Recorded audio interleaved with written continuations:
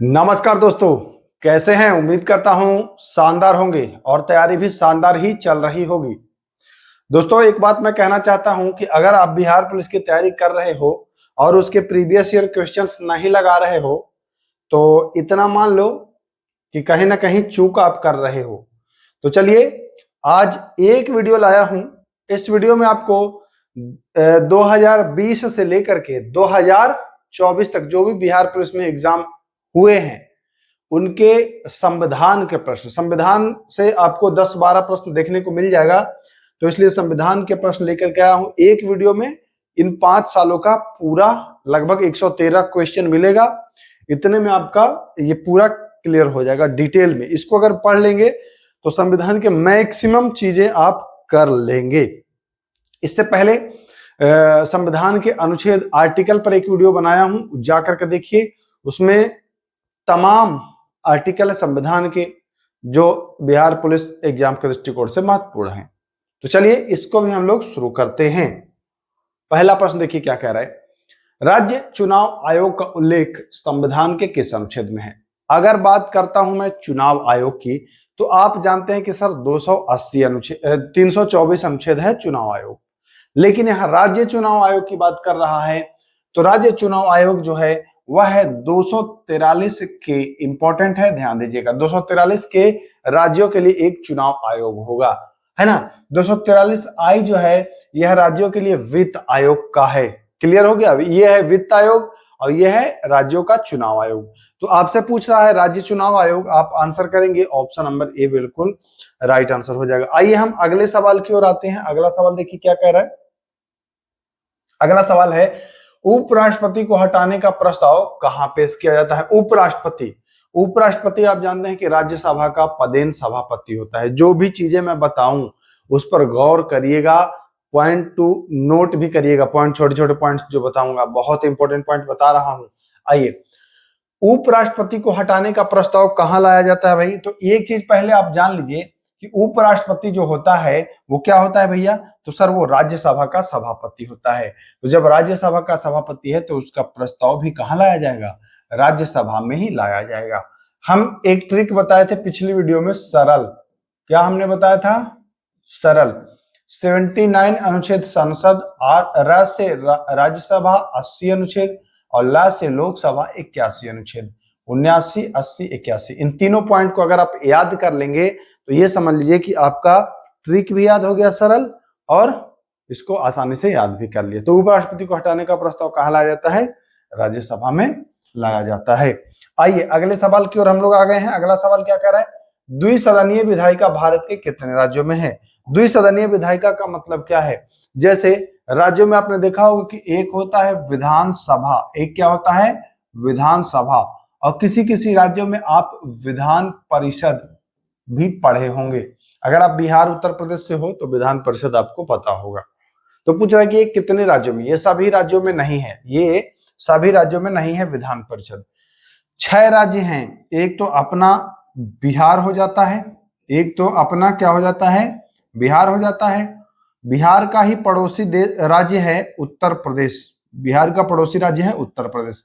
जैसे बिहार और उत्तर प्रदेश पड़ोसी राज्य हैं, वैसे ही महाराष्ट्र, महाराष्ट्र का नाम तो सुना ही होगा ना आपने। महाराष्ट्र, महाराष्ट्र और उसका पड़ोसी देश है कर्नाटक। उसका पड़ोसी देश है कर्नाटक, सॉरी राज्य है, देश बोल दे रहा हूं मैं। उसका पड़ोसी राज्य है कर्नाटक। तो 2 और 2 4 हो गए। एक और है आंध्र प्रदेश। एक क्या है भैया? आंध्र प्रदेश। और इसी का पड़ोसी राज्य है तेलंगाना, है ना, जो आंध्र प्रदेश से ही अलग हुआ है। तो ये 6 राज्य हैं, आप देख पा रहे होंगे, आंध्र प्रदेश, तेलंगाना, महाराष्ट्र, कर्नाटक, बिहार और उत्तर प्रदेश। तो राइट आंसर क्या हो जाएगा? 6 हो जाएगा सही जवाब, है ना। ऑप्शन बी बिल्कुल सही जवाब हो जाएगा। चलिए इसको नोट कर लीजिएगा, ये प्रश्न आता है एग्जाम में। आइए, संविधान की प्रस्तावना में कितनी बार संशोधन हुआ है? संशोधन की बात कर रहा है, संविधान की प्रस्तावना में संशोधन।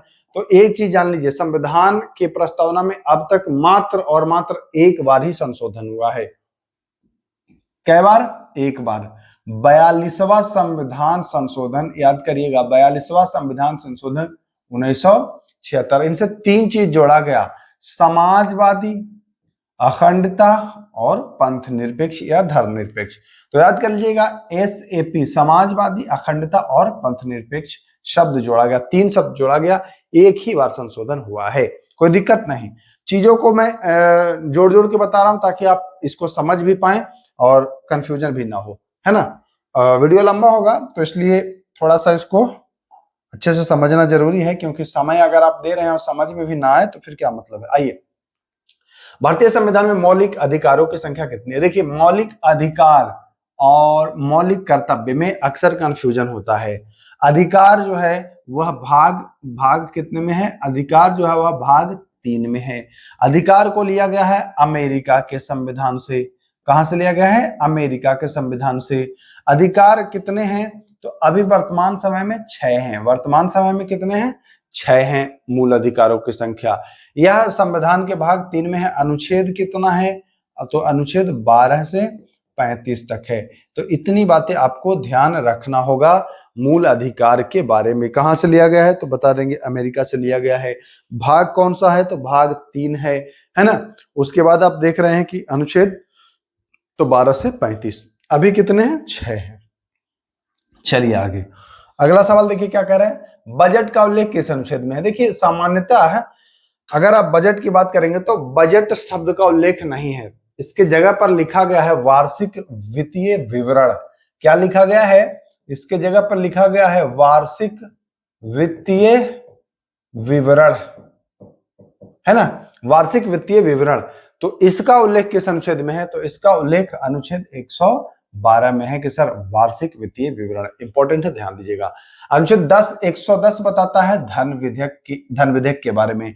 114 क्या बताता है भैया, और 116 क्या बताता है। 114 बताता है विनियोग विधेयक और 116 बताता है लेखा अनुदान। विनियोग विधेयक, लेखा अनुदान, 110 धन विधेयक, 112 बजट।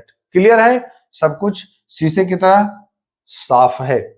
चलिए आइए तो आगे आते हैं। देखिए अगला प्रश्न, भारत में उच्च न्यायालयों की संख्या कितनी है। उच्च न्यायालय यानी कि हाई कोर्ट की संख्या कितनी है, तो अभी 25। कितनी है, 25 है।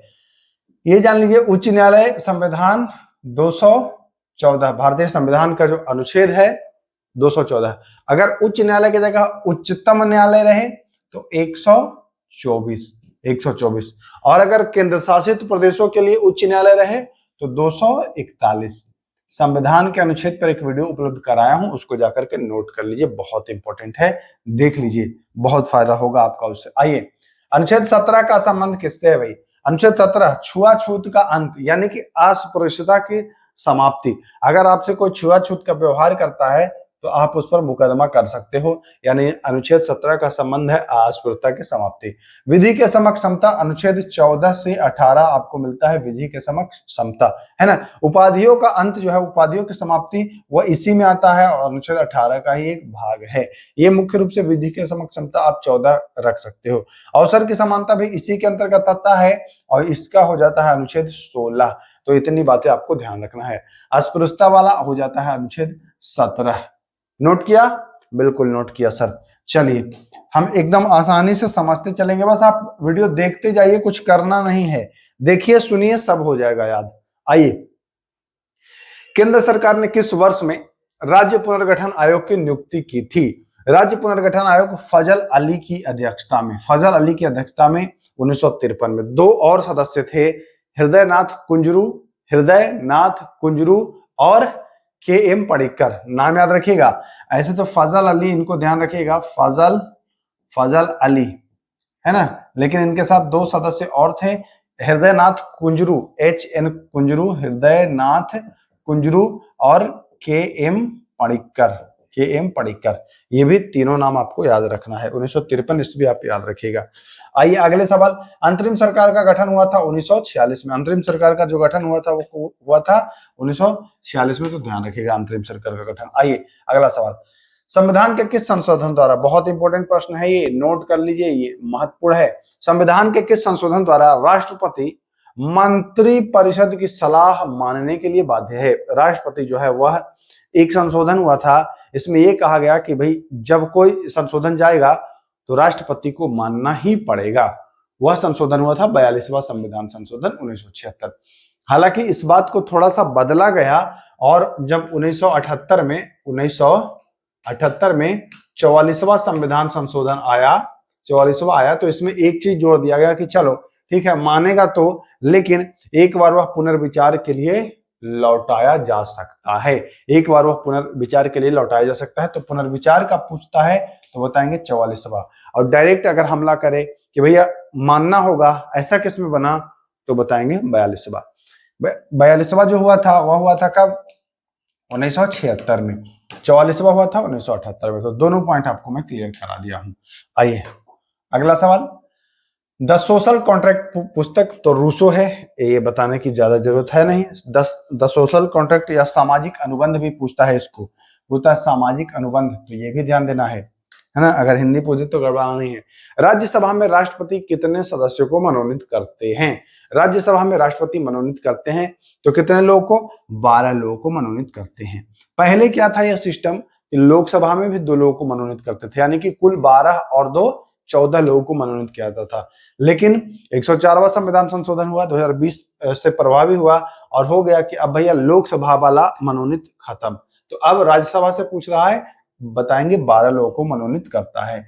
ये मनोनयन की प्रक्रिया कहां से लिया गया है, तो बताएंगे सर ये आयरलैंड से लिया गया है। कहां से लिया गया है, आयरलैंड से लिया गया है। ये भारतीय संविधान के 83 में इसका उल्लेख है, 83 में वर्णन है। तो इतनी बातें आपको ध्यान में रखनी है। क्लियर हो गया, क्लियर हो गया। चलिए सर बहुत समझ रहे हैं अच्छे से, ऐसे ही समझते चलिए। 1-1.5 घंटा में लगभग आपका मामला फिनिश हो जाएगा। संविधान का टेंशन खत्म, संविधान का टेंशन ही लगभग आपका खत्म हो जाएगा। आइए, संविधान में संशोधन कितने प्रकार से हो सकता है? देखिए प्रश्नों को समझना भी है, हड़बड़ में हो में आगे नहीं कर लेना है। पूछेगा कि संविधान में संशोधन कितने प्रकार से, तो बताओगे 3 प्रकार से। और अगर पूछता है कि 368 अनुच्छेद के तहत कितने प्रकार से, तब 2 प्रकार से। 368 अनुच्छेद अगर लिख देता तो होता 2 प्रकार से, लेकिन यहाँ कहीं भी 368 अनुच्छेद नहीं लिखा हुआ है, तो इसलिए 3 प्रकार होगा। पूछता है संविधान संशोधन किस अनुच्छेद में वर्णित है, तो आप बताते हैं 368। इसमें 2 प्रकार का उल्लेख है, एक और अलग है ना, तो ये ध्यान दीजिएगा। चलिए आते हैं हम लोग आगे। संविधान दिवस कब मनाया जाता है भैया, तो संविधान दिवस आपको बताइए कब मनाया जाएगा, तो ये मनाया जाएगा 26 नवंबर को। क्लियर है, क्लियर है।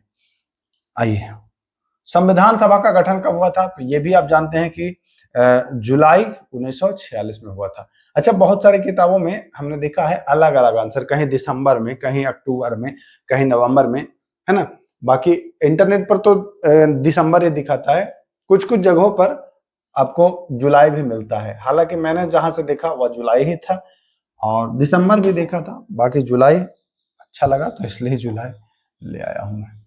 चलिए आइए, अनुच्छेद 16 संबंधित है। हमने अभी बताया था कि अवसर की समानता है क्या, कहीं अवसर की समानता। देखिए समता का अधिकार अनुच्छेद 14 से 18 आपको मैं बताया था, तो इसी में है अवसर का ये वाला 16 वाला, है ना, तो ये ध्यान दीजिएगा। स्वतंत्रता का अधिकार, स्वतंत्रता का अधिकार आप जानते हैं 19 से कितना है, 22 है ना, 19 से 22 है। शोषण के विरुद्ध अधिकार यह है अनुच्छेद 23 और 24, यह है अनुच्छेद 23 और 24। धार्मिक स्वतंत्रता ये 25 से 28, ये सब कुछ नोट कर लो भाई। स्वतंत्रता का अधिकार अनुच्छेद 19 से कितना, अनुच्छेद 22। उसके बाद क्या पूछ रहा है आपसे, समता का, तो बताएंगे आप कि 14 से 18, शोषण के विरुद्ध 23-24, धार्मिक स्वतंत्रता 25 से 28। क्लियर है, क्लियर है। चलिए आगे आइए। अच्छा, ये तो मैं पहले ही करा चुका हूं, बाध्य है, ये 42वां, ये तो दोबारा आ गया क्वेश्चन हमारे हिसाब से। चलिए, संविधान सभा की पहली बैठक कब हुई थी, पहली बैठक की बात कर रहा है, तो पहली बैठक देखिए हुई थी 9 दिसंबर 1946 को। अध्यक्ष कौन बने थे, तो डॉक्टर सच्चिदानंद सिन्हा, है ना, डॉक्टर सच्चिदानंद सिन्हा। ये स्थायी बने थे, ये कैसे बने थे, अस्थाई बने थे, स्थायी नहीं अस्थाई बने थे। इसके बाद 2 दिन बाद ही इनको हटाया गया, ये सबसे चूंकि वरिष्ठ थे इसलिए इनको बनाया गया। 2 दिन बाद इनको हटाया गया और राजेंद्र प्रसाद को बनाया गया था स्थायी अध्यक्ष। और जो राजेंद्र प्रसाद बने वो स्थायी बन गए थे, वो 2 दिन बाद, यानी कि ये 9 दिसंबर को बने थे और वो 11 दिसंबर को बने थे। तो ये भी आपको ध्यान रखना है। आइए अगला सवाल देखिए क्या कह रहा है। 61वां संविधान संशोधन कब लागू हुआ? इसमें 2 बात आपको याद रखना है। 61वां संविधान संशोधन लागू कब हुआ? तो लागू होने की बात करें तो बताएंगे 1989। संबंधित क्या है, इसका संबंध है तो भैया मत देने की आयु से, मत देने की आयु से, कि भैया अब कब मत देंगे। पहले 21 वर्ष था, अब 18 वर्ष कर दिया गया है 61वां संविधान संशोधन के द्वारा। आइए चलते हैं आगे, देखते हैं क्या है अगला प्रश्न। अगला प्रश्न कह रहा है कि संपत्ति के अधिकार को किस संविधान संशोधन से हटाया गया? संपत्ति के अधिकार को 44वां संविधान संशोधन 1978 से हटाया गया है, 1978 से हटाया गया है। अब इसको संपत्ति का जो अब अधिकार है यह अनुच्छेद 300 का के अंतर्गत रखा गया है और यह अब कानूनी अधिकार हो गया है, यह अब कानूनी अधिकार हो गया है। तो ये भी आपको ध्यान देना है, ठीक है ना। 42वां संविधान संशोधन आप जानते हैं, 42वां संविधान संशोधन हुआ था कब? 1976 में हुआ था। 44वां 1978 में हुआ था। और ये ध्यान दीजिए 52वां संविधान संशोधन 85 है ना, ये दल बदल विरोधी कानून से संबंधित है। यह क्या है भाई? दल बदल विरोधी कानून है ना। तो ये ध्यान दीजिएगा। यहां तक क्लियर हो गया आपको? सर क्लियर हो गया। आगे आइए देखिए अगला प्रश्न। पंचायती राज मंत्रालय का गठन कब हुआ था? पंचायती राज मंत्रालय का गठन कब हुआ था? आ गया 2000, 2001, 2004 और 2006। पंचायती राज मंत्रालय अगर आता है तो कमेंट करिए और नहीं तो राइट आंसर का वेट करिए। पंचायती राज मंत्रालय का जो गठन हुआ था हम आपको बता दिए हैं 2004 में। चले आगे, चलिए आगे, कोई दिक्कत नहीं है। देखिए यहाँ पर टिक लगा दिया हूं मैं, ध्यान नहीं दिए होंगे आप लोग तो कोई बात नहीं। चलिए, किस संवैधानिक संशोधन द्वारा वर्ष 2026 तक लोकसभा की सीटों के पुनर्निर्माण पर प्रतिबंध लगा दिया गया? देखिए मैं बहुत आसानी से बताऊंगा। जब लोकसभा की सीटों को बढ़ाने से इनकार किया गया, 25 वर्ष के लिए किया गया था। कब तक किया गया है? 2026। इसमें घटा दीजिए 25 तो आ जाएगा 2001। क्या आ जाएगा? 2001। देखिए 84वां संविधान संशोधन है कहीं? 84वां संविधान संशोधन जो हुआ था इसमें भी याद रखिएगा 2001, इसी से कर दिया गया। बाकी 42वां अब बता दिए 76 में, 44वां बता दिया 78 में, 52वां संविधान संशोधन हम बता ही दिए हैं 85 में, है ना। तो इतनी बातें आपको मैं बता चुका हूं। ये 84वां संविधान संशोधन जो है वह 2001 और ये 25 साल के लिए रोका गया था। 2026 तक लोकसभा की जो सीटें हैं वो बढ़ाई नहीं जाएंगी, इस बात का इसमें उल्लेख किया गया था। क्लियर है? चलिए आगे देखते हैं अब अगला प्रश्न क्या कह रहा है। अगला प्रश्न पर आइए। देखिए राज्यसभा का सभापति कौन होता है? तो राज्यसभा का जो सभापति होता है वह होता है उपराष्ट्रपति। अनुच्छेद 64 में भी आप इस बात को देखेंगे और अनुच्छेद 89 में भी आप इस बात को देखेंगे। राष्ट्रपति अनुच्छेड आपको 52 में मिल जाता है। ये 75 अनुच्छेद में आप इसके बारे में पढ़ लेंगे। लोकसभा अध्यक्ष के बारे में आप 93 अनुच्छेद में पढ़ लेंगे। अनुच्छेद पर एक फुल डिटेल वीडियो बना चुका हूं, उसमें खाली अनुच्छेद ही भर भर के बताया हूं, कहीं से कोई दिक्कत नहीं होगी। एक बार उस वीडियो को देखना जरूर भाई, डिस्क्रिप्शन में दे रहे हैं उसका लिंक। आइए, इनमें से कौन 2024 में प्रोटेम स्पीकर बनाया गया था? प्रोटेम स्पीकर भर्तृहरि महताब को बनाया गया था। प्रोटेम स्पीकर की नियुक्ति पूछता है कौन करता है? तो राष्ट्रपति के द्वारा किया जाता है। किसके द्वारा? राष्ट्रपति के द्वारा।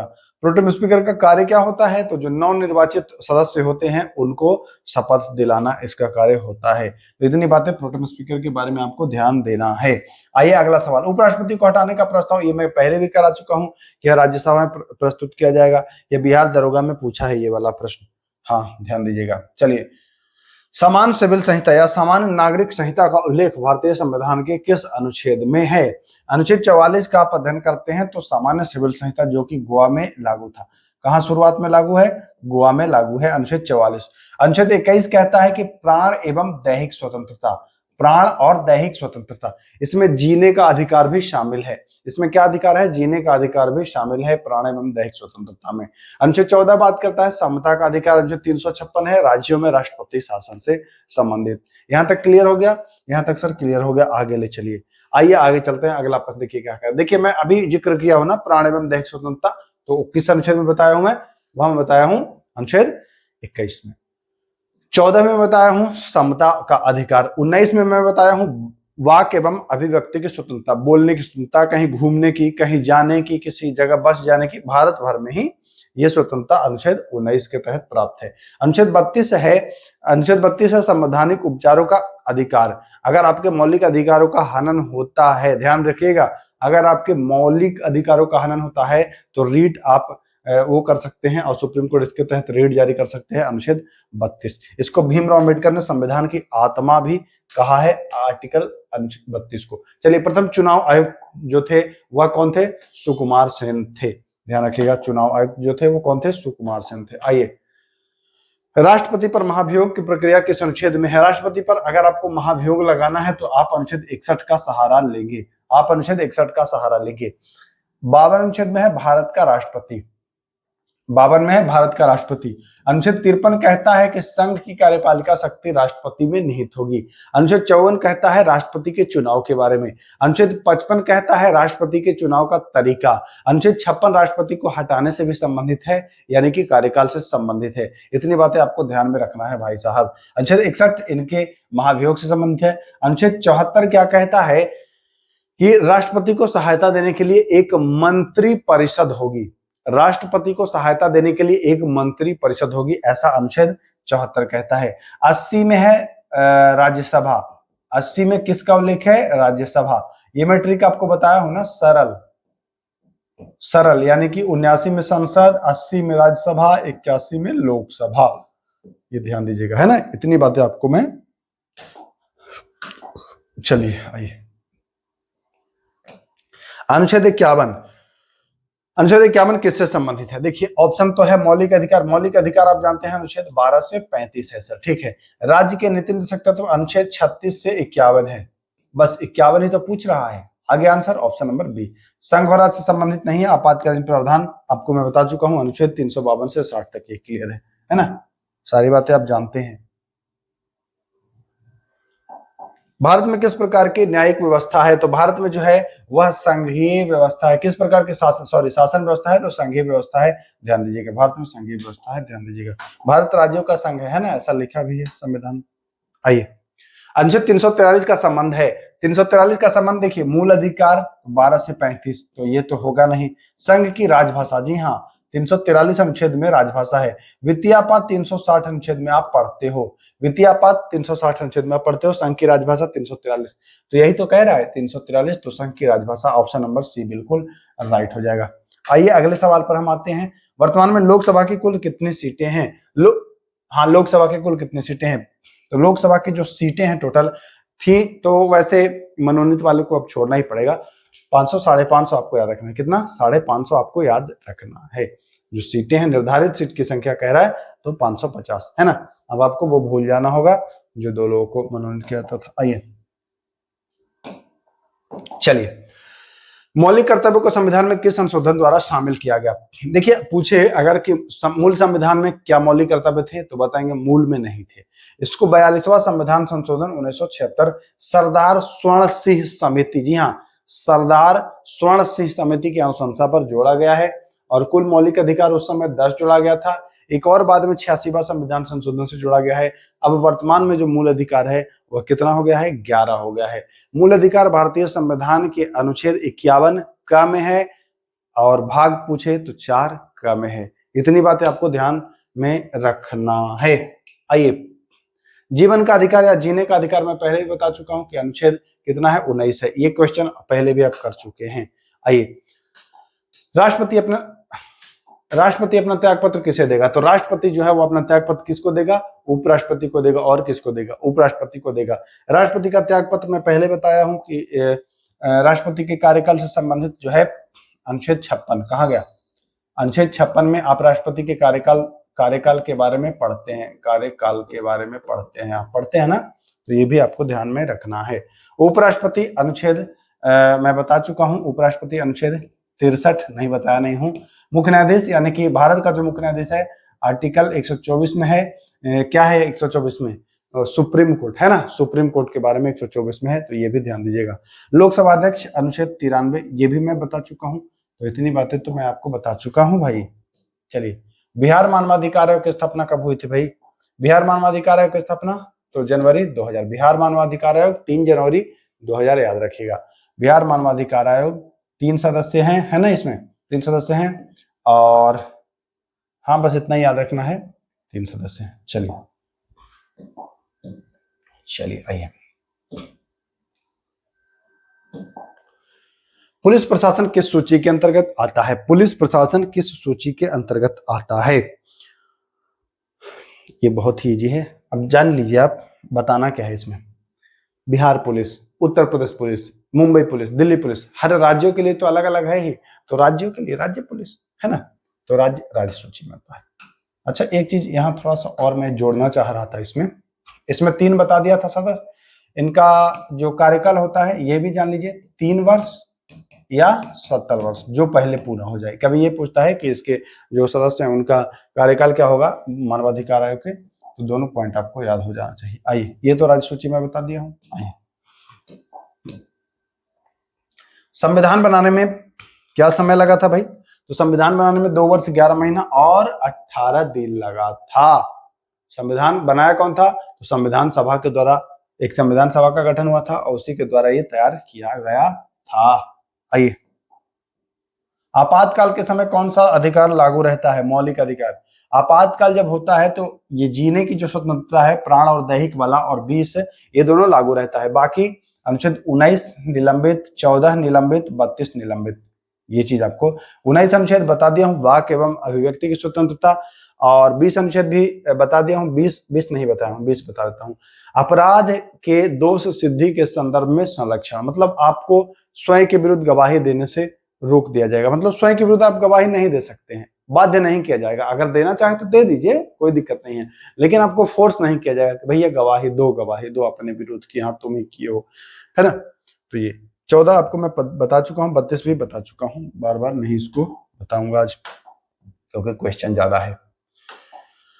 आइए, लोकसभा के सदस्य बनने की न्यूनतम आयु। तो अगर लोकसभा का सदस्य आपको बनना है, लोकसभा का चुनाव लड़ना है, जीतना है ना, तो आप 25 वर्ष के होंगे कम से कम।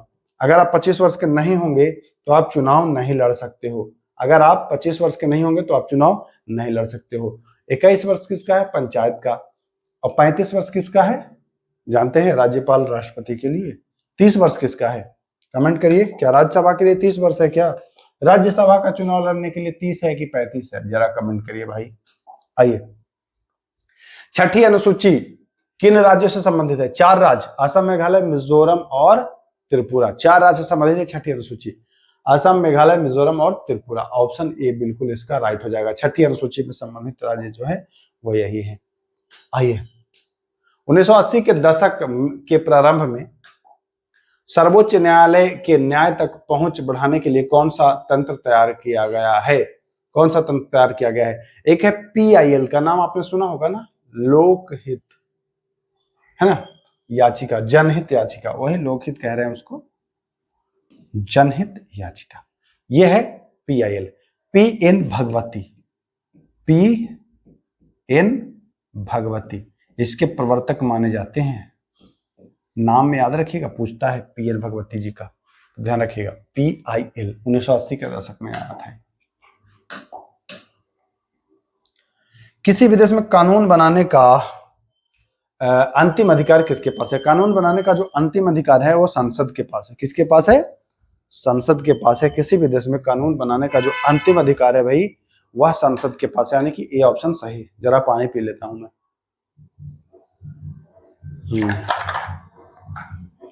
आइए, आते हैं आगे, देखते हैं क्या कह रहा है। प्रश्नों की संख्या ज्यादा है, समय लग सकता है ना। तो कानून बनाने का अधिकार जो है वह अंतिम संसद के पास है। संसद की मैं बात कर दिया, अनुच्छेद 79 में है। संसद के 2 सदन और एक राष्ट्रपति अलग, एक होता है लोकसभा, एक होता है राज्यसभा, है ना, और एक होते हैं राष्ट्रपति जिसको प्रेसिडेंट भी कहा जाता है। तो इतनी बातें आपको ध्यान रखना। सर्वोच्च न्यायालय अनुच्छेद 124, निर्वाचन आयोग अनुच्छेद 324, उपराष्ट्रपति अनुच्छेद 63, खाली 63। इतनी बातें आपको ध्यान में रखनी है भाई साहब। आइए,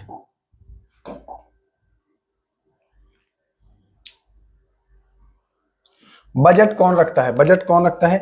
बजट वित्त मंत्री पेश कर देंगे। बजट वार्षिक वित्तीय विवरण यानी बजट है, दोनों सदनों के समक्ष कौन रखता है? तो राष्ट्रपति। ध्यान दीजिएगा। चलिए, सर्वोच्च न्यायालय के मौलिक अधिकारों में क्या शामिल है? सर्वोच्च न्यायालय के मौलिक अधिकारों में क्या शामिल है? मौलिक अधिकारों में शामिल है, हाँ आइए, सर्वोच्च न्यायालय के मौलिक क्षेत्र अधिकार में कह रहा है क्या शामिल है?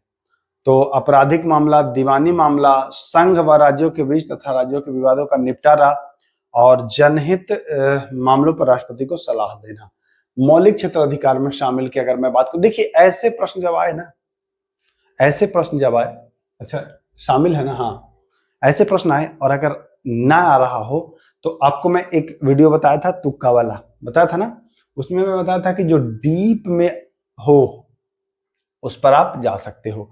जो ऑप्शन डीप में हो, तो यहाँ देखिए आप ऑप्शन देख रहे हैं डीप में, तो आप इसके साथ जा सकते हैं, यानी कि राइट आंसर जो हो जाएगा वो ऑप्शन नंबर सी हो जाएगा, बिल्कुल राइट आंसर। इसको, इस टेक्निक का उपयोग करके देखिएगा, फायदा होगा आपको। जो मैं बताया था आपको, जो बताया टेक्निक, उसको यूज करिएगा, फायदा होगा। आइए आगे देखिए, राज्य में विधान परिषद की सदस्य संख्या के विषय में संवैधानिक प्रावधान क्या है? विधान परिषद, आपको मैं बताया ना, विधान परिषद 6 राज्यों में, विधान परिषद विधानसभा का 1/3 से ज्यादा नहीं हो सकता है। 1/3 से ज्यादा नहीं हो सकता है, देख लीजिएगा, किसी भी राज्य में 1/3 से ज्यादा नहीं हो सकता है। तो ये पूछता है प्रश्न, ध्यान रखिए। आइए, संविधान के चुनाव हुए थे, चुनाव कब हुआ था भाई? तो सर चुनाव तो हुआ था 1946 में ही हुआ था, लेकिन 1946 में कब हुआ था? जुलाई में कि दिसंबर में? तो जो चुनाव हुआ था वह जुलाई याद रखिएगा, जुलाई 1946 में हुआ था। चलिए आगे, अगला सवाल देखिए, सवाल संख्या 50 है। सर्वोच्च न्यायालय व उच्च न्यायालय, सर्वोच्च न्यायालय व उच्च न्यायालय के न्यायाधीश के पद से मतलब न्यायाधीशों को कौन हटाता है? बहुत अच्छा प्रश्न है, ध्यान दीजिएगा इसको। अगर आता है तो कमेंट करें और नहीं आता है तो वेट करें। देखिए मैं बता देता हूं, सर्वोच्च न्यायालय व उच्च न्यायालय के न्यायाधीश को पद से कौन हटाता है? तो इनको हटाने का प्रावधान होता है भैया, ऐसे कोई नहीं हटाएगा। हाँ ये वाला होगा राष्ट्र, देखिए ऐसे तो संसद के ही द्वारा हटाया जाता है, लेकिन हटाता है मुख्य रूप से राष्ट्रपति। तो ना तो संसद यहां दिखाई दे रहा है होने वाला, और ना ही राष्ट्रपति। क्या होगा? राष्ट्रपति, यदि दोनों सदन द्वारा यह प्रस्ताव पारित है, दोनों सदन ने यह प्रस्ताव पारित कर दिया है, संसद का दोनों सदन, तो राष्ट्रपति हटा देगा। तो खाली राष्ट्रपति ऑप्शन मत लगाइएगा, राइट आंसर लगाइएगा ऑप्शन नंबर डी। ये समझने की बातें हैं, नहीं समझेंगे, समझना पड़ेगा। सूचना का अधिकार अधिनियम पारित कब हुआ था? पारित की बात कर रहा है। देखिए दो चीजें आपको मिलेंगी, सूचना का अधिकार और एक मिलता है शिक्षा का अधिकार, है ना। सूचना का अधिकार जो है यह आपको 2005 में मिलेगा, शिक्षा का अधिकार आपको मिल जाएगा 2009-10 में, है ना। तो ये दोनों आपको ध्यान रखना है। आपसे पूछ रहा है सूचना का अधिकार, तो आप क्या बताने वाले हैं कि सर आप तो बता दिए सूचना का अधिकार 2005, है ना। ये दोनों अक्सर कंफ्यूजन क्रिएट करता है कि शिक्षा का अधिकार और सूचना का अधिकार। तो 2005 याद रखिएगा, 2005 राइट आंसर है। बहुत अच्छा प्रश्न है, नहीं याद रखिएगा गड़बड़ा जाएगा मामला। आइए आगे चलते हैं। चलिए देखते हैं अगला सवाल। भारत के सर्वोच्च न्यायालय की स्थापना कब हुई? 26 जनवरी 1950। 26 जनवरी 1950 राइट आंसर डी। भारत का संविधान भारत को कैसे वर्णित करता है? भारत का संविधान भारत को कैसे वर्णित करता है? तो भारत राज्यों का संघ है, ऐसे वर्णित करता है। भारत क्या है? राज्यों का संघ है, ऐसे वर्णित करता है। आइए, सूचना का अधिकार किस वर्ष अधिनियमित किया गया? अधिनियमित किया गया पूछ रहा है सूचना का अधिकार। तो सूचना का अधिकार अधिनियमित किया गया, अच्छा 2009 बताए थे ना, यहाँ 2008 है। अभी तो हम बताए थे, अरे यार शिक्षा का अधिकार 2000, ये कहाँ गया? 2005, हाँ अधिनियमित किया गया। तो आप बताएंगे 15 जून 2005। ये ध्यान देने की बातें हैं, ये कंफ्यूजन बहुत क्रिएट करता है, सूचना और शिक्षा। तो यहाँ सूचना ही कह रहा है, सूचना मतलब राइट टू इंफॉर्मेशन, आरटीआई। अब आरटीआई मैं बता चुका हूं कि 2005, 15 जून 2005, याद रखिएगा, बहुत इंपॉर्टेंट है। आइए, आम चुनाव के बाद प्रोटेम स्पीकर का क्या हाल होता है भैया? लोकसभा द्वारा चुना जाता है, भारत के राष्ट्रपति नियुक्त करते हैं, सर्वोच्च न्यायालय के मुख्य न्यायाधीश नियुक्त करते हैं, लोकसभा का कनिष्ठ सदस्य होता है। ध्यान दीजिएगा, प्रोटेम स्पीकर को मैं बताया हूं पहले ही कि राष्ट्रपति चुनता है, और कनिष्ठ नहीं, वह वरिष्ठ होता है। सामान्यतः वह सबसे वरिष्ठ सदस्य होता है, कनिष्ठ नहीं, छोटा नहीं, सबसे बड़ा होता है। इनका काम भी मैं आपको गिना चुका हूं कि काम इनका क्या होता है। अगर वीडियो को शुरू से अंत तक देख रहे हो तो जान गए होगे आप। आइए, भारत के संविधान का विचार सबसे पहले किसने दिया था? M.N. राय। किसने दिया था? भारत के संविधान का विचार जो सबसे पहले दिया था वह M.N. राय साहब के द्वारा दिया गया था। और इनके मन में कब आया था विचार? तो इनके मन में जो विचार आया था, यह आया था 1934 में। याद होगा ना आपको, 1934 में इनके मन में विचार आया था। अच्छा, हम नहीं है तो यहाँ मधुमक्खी आके क्लास में पढ़ा दे रहा है, बताइए। थोड़ा सा इधर हट रहे हैं तो मधुमक्खी आ जा रहा है। यही दिक्कत है ना, जब कमरे में एसी वगैरह नहीं लगा रहता है। अभी डिजिटल बोर्ड तो ले लिया हूं आप लोग की कृपा से, लेकिन अभी फुल सेटअप एसी वगैरह जो भी है, बंद कमरा, ये सब कुछ अभी बाकी है। तो अगर आप लोग सपोर्ट करोगे तो वो भी आ जाएगा। चलिए, तो कहाँ था? M.N. राय, वर्ष 1934। ठीक, चलिए आगे आइए। हाँ, भारत के संविधान के किस भाग में मूल कर्तव्य को सम्मिलित किया गया है? मूल कर्तव्य में बताया ना शुरुआत में, अनुच्छेद 51 का है। अनुच्छेद एक ही अनुच्छेद है इसके लिए, अनुच्छेद 51 का। और कुल मूल कर्तव्यों की संख्या वर्तमान में, तो मूल कर्तव्यों की संख्या 11। मूल कर्तव्य लिया कहां गया से है? तो लिया गया सर ये रूस के संविधान से। इतनी बातें ध्यान में रखिएगा। भाग पूछ रहा है तो भाग 4 के का। क्लियर? मामला क्लियर है सर, आगे बढ़िए आप। चलिए, स्थानीय सरकार के क्या अवगुण है? स्थानीय सरकार के अवगुण क्या है भैया? तो ग्राम सभा के चुनाव नियमित रूप से नहीं होते हैं। कई राज्य सरकारों ने महत्वपूर्ण शक्ति स्थानीय सरकार को स्थानांतरित नहीं किया। स्थानीय सरकार के पास पर्याप्त संसाधन की कमी है। कुल मिलाकर के देखिए, संसाधन की तो कमी है ही। कई राज्य इसमें ये मेन होगा, ये आपका स्थानांतरित नहीं किया, मतलब कि केंद्र सरकार का हस्तक्षेप। तो वैसे देखिए, जहां से क्वेश्चन को लाया हूं उसमें ये ऑप्शन नंबर सी है, लेकिन बहुत जगह पर ऑप्शन नंबर बी भी दिया है। तो मैं बी के साथ जाऊंगा, क्योंकि देखिए ये स्थानीय सरकार जो है हस्तक्षेप करता है। आप भी बी के साथ जा सकते हो। चलिए, थोड़ा सा इसमें कंफ्यूजन रह जाएगा आप लोगों को, लेकिन ना बी के साथ जाइएगा, कोई दिक्कत नहीं। आइए, भारत में किसी भी मामले को कहीं भी स्थानांतरित करने का अधिकार किसको है? तो भैया सर्वोच्च न्यायालय को रहेगा, और किसको रहेगा? और उससे ज्यादा कौन है? सर्वोच्च न्यायालय ही तो कर सकता है ऐसा। चलिए, राज्यसभा के सदस्यों का चुनाव किसके द्वारा किया जाता है? तो भाई विधानसभा के निर्वाचित जो सदस्य होते हैं वही करते हैं ना। राज्यसभा के सदस्य का चुनाव विधानसभा के निर्वाचित सदस्य करेंगे। जनता नहीं करती है, लोकसभा भी नहीं करती है, विधान परिषद तो हर जगह है ही नहीं, तो करेगी क्या? विधानसभा के निर्वाचित सदस्य ही करेंगे। क्लियर हो गया? आइए आगे आते हैं। संविधान के किस आर्टिकल या अनुच्छेद के तहत उच्च न्यायालय को सभी अधीनस्थ न्यायालयों पर अधीक्षण की शक्ति है? उच्च न्यायालयों पर अधीक्षण की शक्ति अनुच्छेद 200 कितने? 226 में है। ध्यान दीजिएगा, उच्च न्यायालय को ऐसा पावर मिला है कि भैया अपने जो अधीनस्थ न्यायालय हैं, जो जिला न्यायालय हो गए, उन पर अधीक्षण की शक्ति प्राप्त है उनको। और आर्टिकल कौन सा है? तो आर्टिकल 226, बिल्कुल आसानी से आप इसको याद कर सकते हैं। सॉरी, 227 है, 226 नहीं है, भूल रहा था, भूल बस 226 कर रहा हूं, 227 है। ध्यान रखिएगा, यहां पर ये 226 नहीं है भाई, 227 है। किस अनुच्छेद के तहत? 227 के तहत है ये अधीक्षण की शक्ति। और ये पूछा हुआ प्रश्न है, ये प्रश्न पूछा हुआ भी है 227 वाला, बहुत ज्यादा इंपॉर्टेंट है, इसको इग्नोर मत करिएगा, इसको हरगिज मत इग्नोर करिएगा, नहीं दिक्कत होगी। हाई कोर्ट को है वो, है ना। चलिए आइए,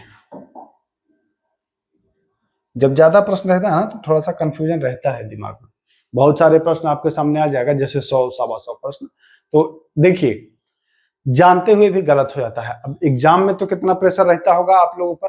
अगर एग्जाम अभी तक नहीं दिया है, अगर दिए हैं तो जानते होंगे, नहीं दिए हैं तो अभी तो नहीं जानते हैं। तो जब हम यहाँ रह के और इजी प्रश्न जो आ रहा है वो कंफ्यूजन क्रिएट हो जाता है।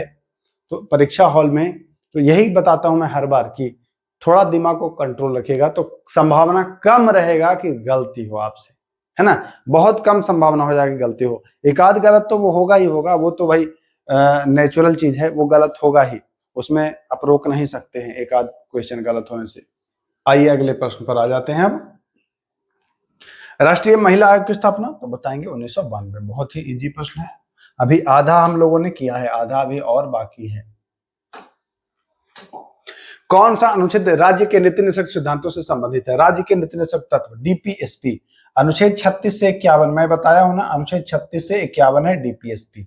तो 36 से 51 के बीच में कौन आता है भैया? तो आता है 44। अनुच्छेद 55 में क्या है? अनुच्छेद 55 में है राष्ट्रपति के चुनाव का तरीका, चुनाव का क्या होने वाला है तरीका। अनुच्छेद 56 में इनका कार्यकाल से संबंधित आप चीज देखते हैं। अनुच्छेद 53 कहता है संघ की कार्यपालिका शक्ति राष्ट्रपति में निहित होगी। ऐसा कौन सा अनुच्छेद कहता है? अनुच्छेद 53 कहता है कि संघ की कार्यपालिका शक्ति जो है वह राष्ट्रपति में निहित होगी, ऐसा 53 में कहता है। ये पहले भी मैं करा चुका हूं, ये सारी चीजें पहले मैं कराया हूं, ध्यान दीजिएगा। आइए, प्रधानमंत्री, केंद्रीय कैबिनेट मंत्रीगण, मुख्यमंत्रीगण और मंत्रिपरिषद सभी किसके सदस्य होते हैं? तो ये राष्ट्रीय विकास परिषद के सदस्य होते हैं, एनडीसी के सदस्य होते हैं। आइए आगे, अगला प्रश्न कहता है भारत के नियंत्रक एवं महालेखा परीक्षक का कार्यकाल होता है, यानी कि सीएजी का कार्यकाल होता है भाई। तो सीएजी का जो कार्यकाल होता है वह नियंत्रक एवं महालेखा परीक्षक का क्या होगा? 6 वर्ष होगा, ध्यान दीजिए। आइए अगले प्रश्न पर आते हैं। निम्नलिखित में से कौन सा सही है? सही कथन छांटना है, सही कथन इसमें हमको छांटना है, इसके लिए हमको पढ़ना पड़ेगा। संविधान में 3 प्रकार की नगर पालिका का प्रावधान है, नगर निगम, नगर पंचायत और नगर परिषद, है ना। नगर निगम, नगर पालिका और नगर परिषद 3 प्रकार का है। तो हाँ सर ये तो है। सीएजी की नियुक्ति भारत के प्रधानमंत्री के द्वारा किया, तो हाँ सर ये भी सही है। भारत के संविधान की अनुसूची 11 जो है वो भाषाओं से संबंधित है, नहीं, अनुसूची 11 भाषाओं से नहीं, पंचायत से संबंधित है। राष्ट्रपति का चुनाव 5 वर्ष के कार्यकाल के लिए होता है, तो ये वाला गलत है, बाकी तीनों सही है, यानी कि 1, 2 और 4 सही है। 1, 4 नहीं, ये नहीं होगा, 3 भी नहीं होगा, 1, 2 और 4, यानी कि ऑप्शन नंबर सी इसका सही हो जाएगा। आइए चलिए, लोकसभा के चुनाव के लिए अर्हता प्राप्त करने की जो न्यूनतम आयु है वो कितनी है? तो लोकसभा का अगर आपको चुनाव लड़ना है तो आपकी उम्र कम से कम 25 वर्ष होनी चाहिए। पंचायत का लड़ोगे तो 21 वर्ष होनी चाहिए। वोट देना है तो 18 साल, और राष्ट्रपति बनना है, राज्यपाल बनना है तो 35 साल। इतनी बातें आपको ध्यान में रखना होगा। आइए भाई आगे चलते हैं। भारत के राष्ट्रपति के चुनाव का अगर विवाद होता है, देखिए राष्ट्रपति नहीं उपराष्ट्रपति के भी चुनाव का बंटवारा का जो विवाद होता है, चुनाव विवाद वाला, तो इसका मामला का निर्णय कौन करता है? तो सुप्रीम कोर्ट के द्वारा किया जाता है। अनुच्छेद 71 में ऐसा उल्लेख किया हुआ है, ध्यान दीजिएगा। लोकसभा आपको मैं बता चुका हूं, ये तीनों मैं बता चुका हूं कौन सा अनुच्छेद इसको बताता है। आइए, किसके नाम के अंतर्गत केंद्र सरकार के कार्यकारी क्रियाएं किए जाते हैं? तो सारे जो कार्य होते हैं वो राष्ट्रपति महोदय के नाम से होते हैं। किसके? सारे कार्य जो होते हैं वो राष्ट्रपति महोदय के नाम से होते हैं। अनुच्छेद 352 कहता है मंत्रिमंडल का उल्लेख करता है, पूछता है प्रश्न कि मंत्रिमंडल का उल्लेख किस अनुच्छेद में है? तो अनुच्छेद बताएंगे 352। अनुच्छेद 75 जो है वो बताता है आपका क्या? अनुच्छेद 75 प्रधानमंत्री के बारे में, राष्ट्रपति के बारे में अनुच्छेद 52 में उल्लेख भी किया गया है, ध्यान दीजिए। आइए, बिहार में लोकसभा की सीट, मतलब लोकसभा की ही पूछ रहा है, संसदीय सीट, लोकसभा की सीट, ऑप्शन तो यही है, 40 बता दीजिएगा। चलिए, भारतीय संविधान ने सुदृढ़ केंद्र के साथ संघीय प्रणाली कहां से लिया है? तो सुदृढ़ केंद्र के साथ जो संघीय प्रणाली लिया है वह कनाडा से लिया है। कहां से लिया गया? कनाडा से। यूनाइटेड किंगडम यानी कि यूके ब्रिटेन से क्या लिया गया है? संयुक्त राज्य अमेरिका से क्या लिया गया है? ये बहुत इजी है, कमेंट करेंगे आप दोनों क्वेश्चन का। मौलिक अधिकार कहां से लिया गया जरा बताइएगा, और मंत्रिमंडल ये प्रणाली कहां से लिया गया है? भारतीय संविधान की 6ठी अनुसूची में, ये मैं बता चुका हूं, 4 राज्य हैं, असम, मेघालय, त्रिपुरा और मिजोरम, यही 4 है ना? हाँ यही 4 है। 6ठी अनुसूची में ये इनका उल्लेख है। आइए, भारतीय संविधान में समवर्ती सूची किस देश के संविधान से लिया गया है? समवर्ती सूची लिया गया है, जो लिया गया है कहां से? ऑस्ट्रेलिया से लिया गया। भाई जर्मनी से नहीं लिया गया है यार, ऑस्ट्रेलिया से लिया गया है। अमेरिका से क्या लिया गया है? तो अमेरिका से मैं बता दिया हूं, मौलिक अधिकार ना लिया गया है ना। कनाडा से, अभी मैं पिछला क्वेश्चन बताया, ऑस्ट्रेलिया से समवर्ती सूची। इतनी बातें आपको ध्यान में रखना है। चलिए आइए तो देखिए तो क्या कह रहा है ये प्रश्न। भारत में कितने उच्च न्यायालय का एक से अधिक राज्यों केंद्र शासित प्रदेशों को छोड़कर अधिकार है? मतलब फिर से समझिए, भारत में कितने जो उच्च न्यायालय यानी कि कितने हाई कोर्ट हैं, इनका एक से अधिक राज्यों पर अधिकार है केंद्र शासित प्रदेश को छोड़ करके। तो 3 ऐसे न्यायालय हैं जिनका एक से ज्यादा राज्य पर अधिकार है। देखिए, गुवाहाटी जो उच्च न्यायालय है ये असम पर है, अरुणाचल प्रदेश है, मतलब कि एक से अधिक राज्य पर हो गया। नागालैंड नहीं है, नागालैंड है। ये 4 राज्यों पर है, तो हमको एक से अधिक राज्य वाला खोजना था, तो एक तो मिल गया। बॉम्बे महाराष्ट्र पर भी और गोवा पर भी है अधिकार, तो 2 मिल गया। पंजाब पर भी है और हरियाणा पर भी है, तो 3 मिल गया। ये तीनों जो है एक से अधिक राज्यों को है। और केरल, ये देखिए लक्षद्वीप ये केंद्र शासित है, ये भी केंद्र शासित है, ये भी केंद्र शासित है। तो केंद्र शासित को छोड़कर कह रहा था, अगर समेत केंद्र शासित कहेगा तो हो जाएगा 6 उच्च न्यायालय, है ना, जिनका एक से अधिक राज्यों पर और केंद्र शासित प्रदेश पर अधिकार है। बाकी आपसे क्या पूछा है?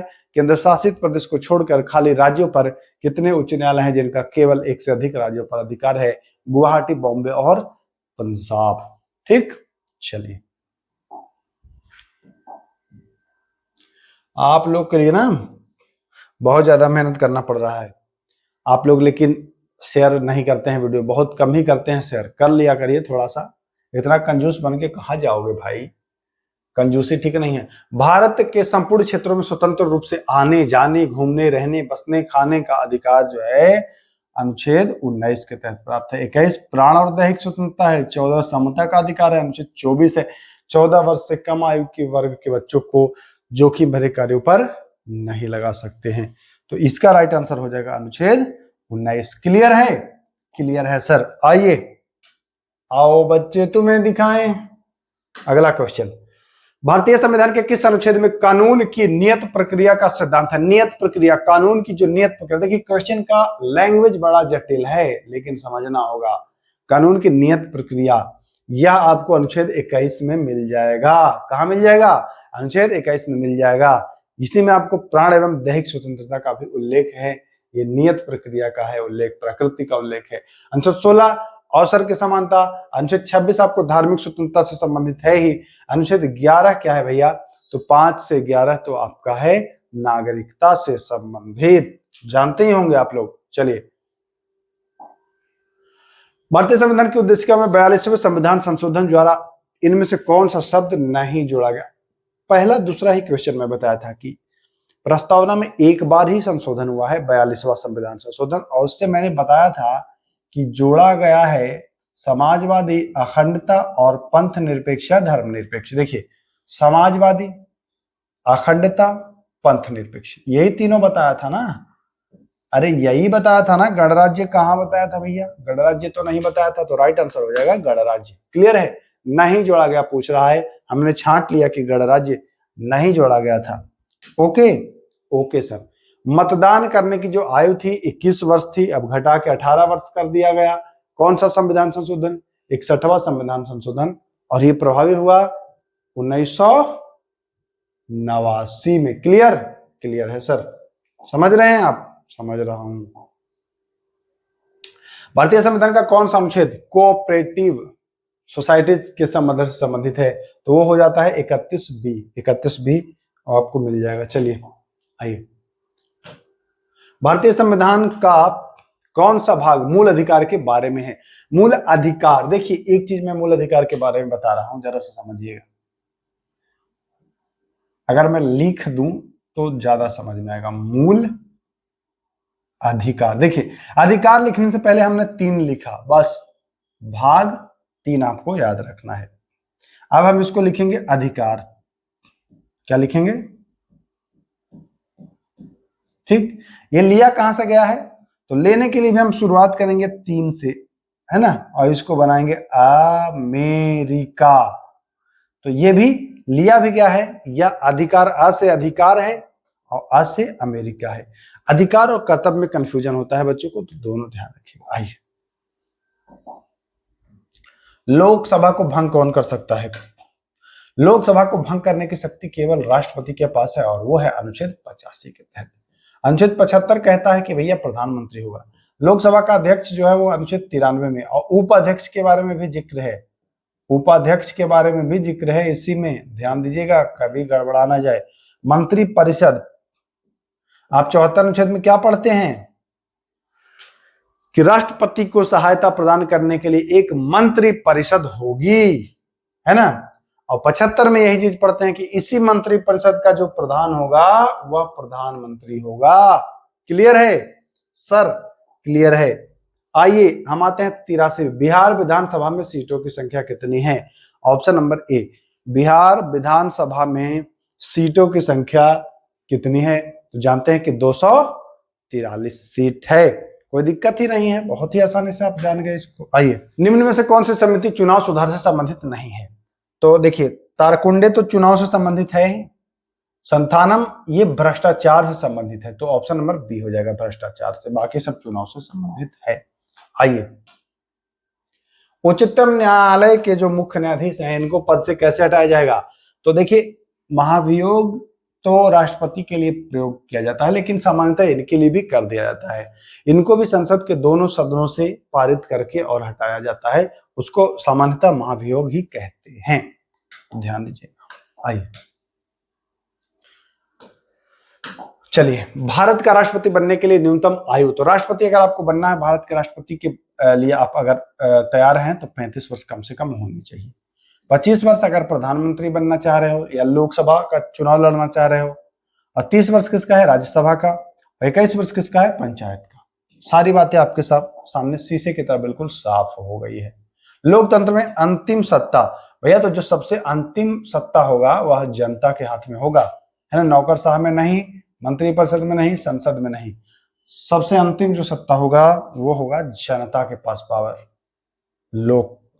चलिए, भारत के नियंत्रक एवं महालेखा परीक्षक की नियुक्ति कौन करता है भाई? सीएजी। सीएजी किस अनुच्छेद में है भाई? तो सीएजी जो है वह अनुच्छेद 148 आपने पढ़ा है ना, 148, उसी में आपको मिल जाएगा। कौन करता? राष्ट्रपति करता है, ध्यान दीजिएगा। कार्यकाल भी मैं बता चुका हूं इनका। आइए, संसद के संयुक्त अधिवेशन की अध्यक्षता कौन करता है? देखिए, ये बहुत बढ़िया प्रश्न है। अध्यक्षता कौन करता है? बुलाता कौन है? अगर पूछता है अध्यक्षता कौन करता है तो बताएंगे लोकसभा का अध्यक्ष। अगर पूछे बुलाता कौन है तो बुलाता है राष्ट्रपति। संयुक्त अधिवेशन का प्रावधान अनुच्छेद 108 में आपको देखने को मिलता है ना। ये अच्छा, एक कमेंट करिएगा जरा, यह प्रावधान लिया कहां से गया है भाई? यह जो प्रावधान है, प्रावधान पर एक वीडियो में बनाया हूं। क्यों बार बार मैं पूछ रहा हूं कि कहां से क्या लिया गया है? जानते हैं, क्योंकि इस पर मैं एक वीडियो बनाया हूं। इसका मतलब है कि वो वीडियो आप लोगों ने नहीं देखा है, उसको जाकर के देखिए, सब कुछ आपको पता चल जाएगा कौन सा प्रावधान कहां से लिया गया है ना, सारी चीजें। चलिए, आइए, देश का प्रथम नागरिक होता है राष्ट्रपति, बताने की कोई इसमें गुंजाइश ही नहीं है। निम्न में से कौन से राष्ट्रपति सबसे कम समय के लिए पद पर रहे? तो जाकिर हुसैन जी जो थे वह सबसे कम समय के लिए पद पर रहे थे, मात्र 2 साल ही रहे थे ये, है ना। इनमें से की बात हो रही है, इनकी मृत्यु भी हो गई थी पद पर ही। आपातकाल के दौरान मूल अधिकारों के प्रवर्तन को निलंबित किया जा सकता है, तो कौन निलंबित कर सकता है? तो राष्ट्रपति के पास पावर होता है। 359 अनुच्छेद पढ़ेंगे, कभी 58 पढ़ेंगे ना, तो उसको डिटेल में पढ़ेंगे तो आपको जानकारी मिलेगा। हालांकि अभी इतना ध्यान रखिए कि राष्ट्रपति के पास ये पावर होता है कि मूल अधिकारों का वो निलंबन करे। चलिए, आगे के प्रश्न में देखते हैं। राज्यसभा के 1/3 जो सदस्य होते हैं वह अवकाश ग्रहण करते हैं प्रत्येक 2 वर्ष के बाद। देखिए, कुल का होता है कितना? 1/3 सदस्य कितने वर्ष के बाद करते हैं? 2 वर्ष के बाद, यानी कि एक का कार्यकाल कितना होगा? क्रॉस मल्टीप्लिकेशन 6 वर्ष, ध्यान दीजिएगा। राज्यसभा के सदस्यों का कार्यकाल पूछता है तो बताएंगे 6 वर्ष। अगर आपसे कभी पूछता है कि राज्यसभा का कार्यकाल, तो बताएंगे भैया वो तो भंग ही नहीं होता है, वो तो स्थायी है, उसका कार्यकाल तो चलते ही रहेगा, चलते ही रहेगा। चलिए, संपत्ति का अधिकार अब है अनुच्छेद 300 का के तहत है। अनुच्छेद किसके तहत है? अनुच्छेद 300 का के तहत है। का से कानूनी अधिकार, का से कानूनी अधिकार, ध्यान रखिएगा। संपत्ति का अधिकार अब क्या है? तो अब ये कानूनी अधिकार बन के रह गया है। चलिए, लोकसभा अध्यक्ष अपना त्यागपत्र किसे प्रस्तुत करता है? बहुत बढ़िया से समझिएगा, तभी क्वेश्चन को फंसाया जाएगा आपको ना। लोकसभा अध्यक्ष अपना त्यागपत्र किसे देगा? तो अध्यक्ष अपना त्यागपत्र देगा किसको? उपाध्यक्ष को देगा। सिंपल है। लोकसभा अध्यक्ष और उपाध्यक्ष दोनों के बारे में अनुच्छेद 93 में बताया गया है। राष्ट्रपति अनुच्छेद 52 में बताया गया है। भारत का मुख्य न्यायाधीश आप जानते हैं, प्रधानमंत्री आपको बता चुका हूं। चलिए देखिए, 26 नवंबर को विधि दिवस के रूप में मनाते हैं, इजी है। आ रहा है फंसाने वाला प्रश्न अब धीरे धीरे। राजनीतिक दल आवश्यक है, तो लोकतंत्र में राजनीतिक दल कहां? लोकतंत्र में, राजतंत्र में नहीं, कुलीन तंत्र में भी नहीं, अधिनायक तंत्र में भी नहीं, लोकतंत्र में राजनीतिक दल आवश्यक है। आइए, आधुनिक लोकतंत्र का जनक, आधुनिक लोकतंत्र को कहा जाता है क्या? प्रतिनिधित्व लोकतंत्र। प्रतिनिधित्व लोकतंत्र आधुनिक लोकतंत्र को कहा जाता है, ध्यान दीजिएगा भाई।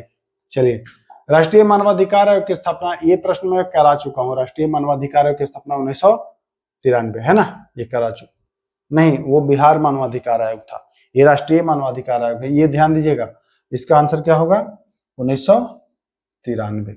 इसमें सदस्यों की संख्या होती है 5+1, एक अध्यक्ष और 5 सदस्य, 6 कुल होते हैं। इनकी भी जो उम्र होती है वह 3 वर्ष या 70 वर्ष, जो पहले हो जाए वो होता है, ध्यान दीजिएगा, बहुत इंपॉर्टेंट है ये।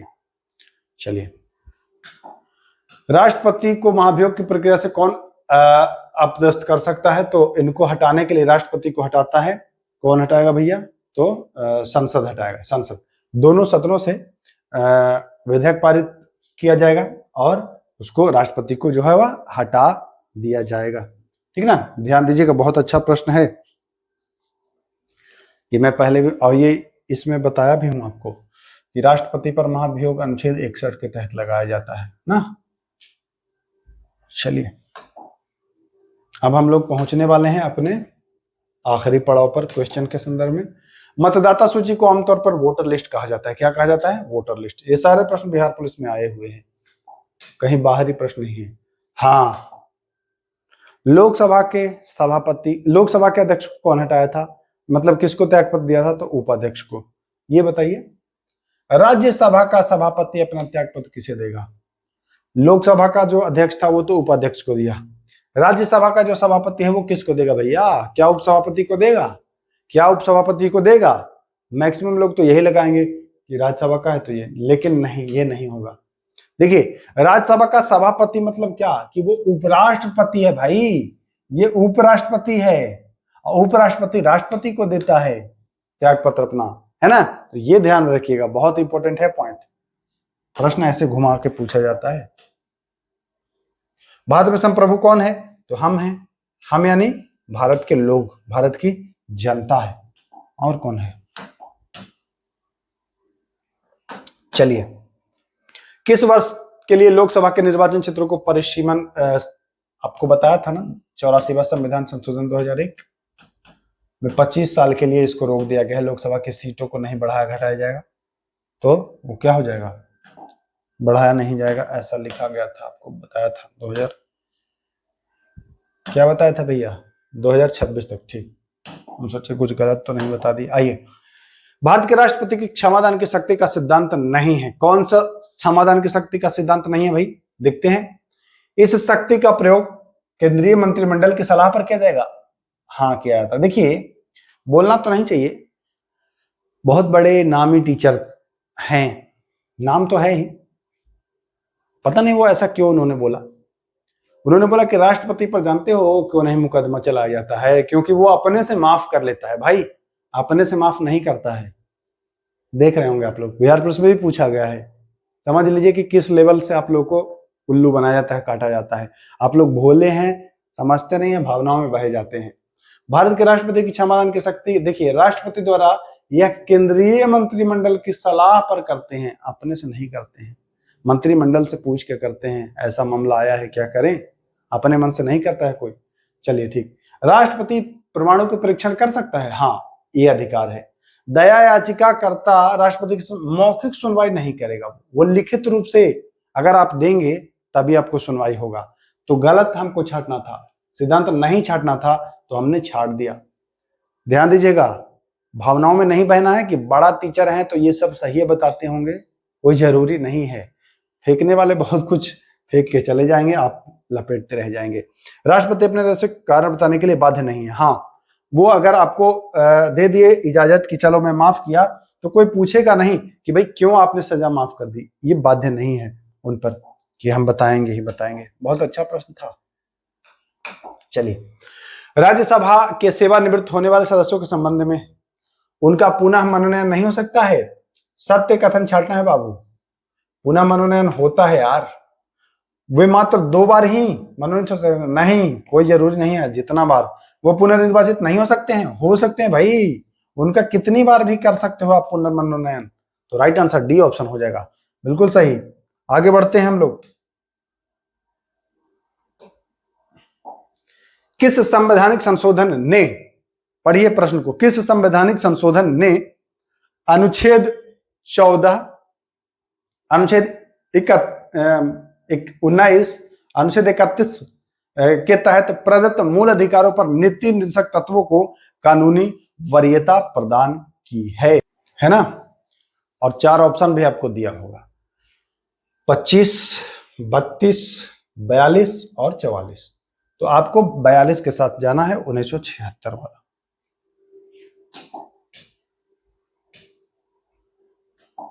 केंद्र सूची के विषय के संदर्भ में सर्वोच्च न्यायालय के क्षेत्राधिकार एवं शक्तियों को विस्तृत कौन कर सकता है?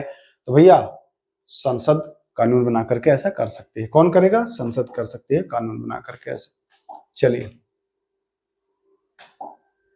निम्न में से कौन सा मूल अधिकार आपातकाल के समय भी नहीं निलंबित होता है? तो अनुच्छेद 20 और 21 में बताया था ना, 20 और 21। तो 21 में है जीने की स्वतंत्रता, यानी कि जीवन सुरक्षा का अधिकार। तो राइट आंसर हो जाएगा ऑप्शन नंबर बी, जीवन सुरक्षा का अधिकार, जीने की स्वतंत्रता। आइए, भारतीय संविधान के निम्न में से कौन से अनुच्छेद के अंतर्गत नागरिक अपने मौलिक अधिकार की रक्षा के लिए, देखिए उच्च न्यायालय अगर जाए तो वो 226 अनुच्छेद होगा, अगर आप सुप्रीम कोर्ट जाएं तो अनुच्छेद वो होगा क्या? 32। 222 में है स्थानांतरण न्यायाधीशों का, ये आपको ध्यान देना है। आइए, कौन सा कथन बिहार विधानसभा की लोक लेखा समिति के संबंध में जो है वह सही है?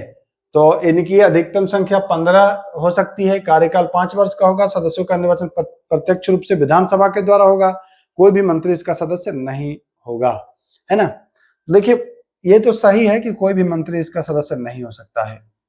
कार्यकाल 5 वर्ष का नहीं होता है, कार्यकाल 5 वर्ष का नहीं होता है, 1 वर्ष का होता है, ठीक ना।